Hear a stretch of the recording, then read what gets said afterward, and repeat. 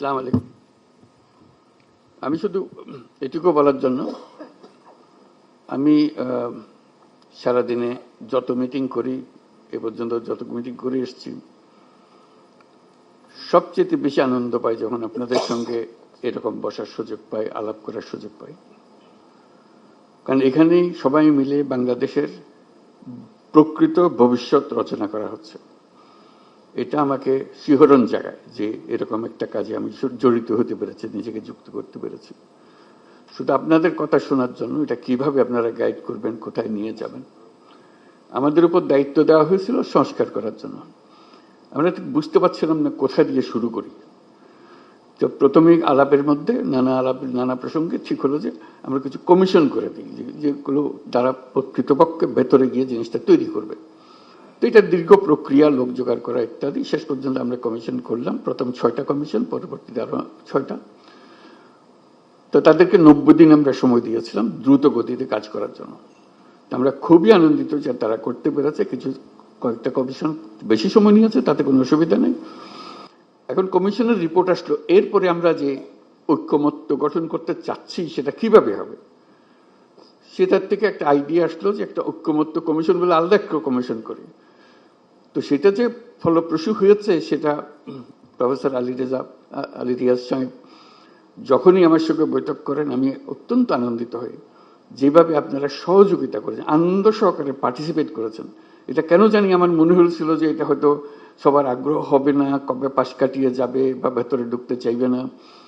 আমি অত্যন্ত আশ্চর্য হয়েছি এবং অত্যন্ত আনন্দিত হয়েছে যে কত গভীরভাবে আপনারা এটাতে গিয়েছেন। এবং শুধু ওনাদের সঙ্গে, কমিশনের সঙ্গে আলাপ করে না, নিজেদের ভেতরে আলাপ করেছেন এবং আন্তরিকভাবে বুঝে আমাদেরকে বলার চেষ্টা করেছেন, আপনাদের সঙ্গে বিতর্ক করেছেন কমিশনের সঙ্গে। এবং প্রতিবারই যখন প্রফেসর আলী রিয়াজ আমার সঙ্গে কথা বলে, উনি খুব উচ্ছ্বসিত হন। এটা আমাকে অত্যন্ত হৃদয়ে টাচ করে আমাকে, যে এরকম আগ্রহ নিয়ে সবাই যদি আমরা বসি, নিশ্চয়ই একটু ভালো কিছু এর মধ্যে থেকে আসবে। তা আজকে প্রথম পর্ব শেষ হলো, তো সেটা মহা আনন্দের দিন যেটা আমরা করেছি। দ্বিতীয় পর্বে, প্রথম পর্বে আমরা কি করলাম, এটা যত কিছু ইস্যুজ আছে, যত কিছু রিকমেন্ডেশন, সুপারিশ আছে, তার মধ্যে কিভাবে আমরা একমত হলাম, কারা কোনটাতে একমত হলো, সব মিলিয়ে শেষ পর্যন্ত আমরা জুলাই সনদ করব।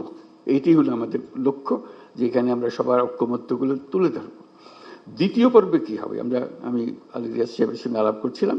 দ্বিতীয় পর্বে হলো অনেকগুলো বিষয় আছে, কাছাকাছি এসে গেছি, আরেকটু হলে আমাদের তালিকাতে আরেকটা সুপারিশ যুক্ত হয় ওই ঐক্যমত্যের সুপারিশে। তো এই সুযোগ যেন আমরা হারিয়ে না ফেলি।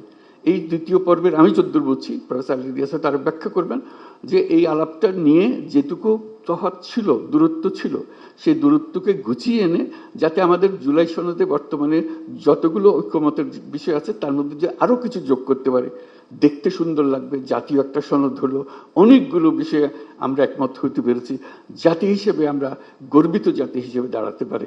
যে আমরা তো এরকম বিভক্তিকরণের প্রক্রিয়ার মধ্যে রাজনীতি সৃষ্টি করিনি, আমরা সৃষ্টি করছি ঐক্যবদ্ধ হওয়ার জন্য, দেশের উন্নতির জন্য, দেশের মঙ্গলের জন্য।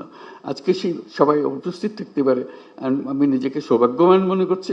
আশা করি আমরা সেই পর্বে ঢুকতে পারবো এবং সেই পর্বে অত্যন্ত চমৎকার একটা জুলাই সনদ আমরা তৈরি করতে পারবো। সবাইকে ধন্যবাদ।